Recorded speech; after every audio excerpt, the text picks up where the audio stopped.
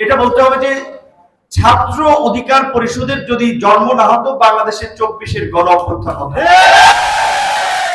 আমরা যদি ছাত্র অধিকার পরিষদ না করতাম, 2018 সালের এই কোটা সংস্কার আন্দোলন না করতাম, তাহলে আমরা এই পর্যায়ে, এই বয়সে, এই সময়ে রাজনীতিতে আসতাম না।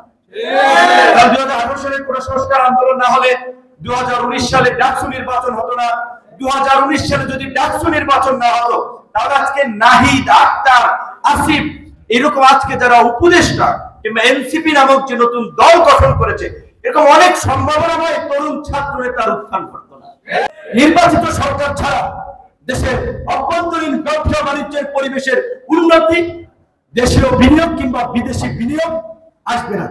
এই যে ঢাকা শহর যাবেন, গার্মেন্টসে চাকরি করবেন, প্রাইভেট কোম্পানিতে চাকরি করবেন, এই চাকরির ব্যবস্থা হবে না, কর্মসংস্থান হবে না।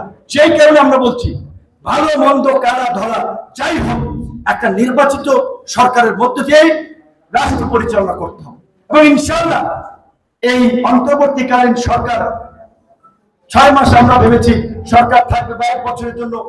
সেই কারণে আমরা এই সরকারের পাঠ হতে চাই নাই।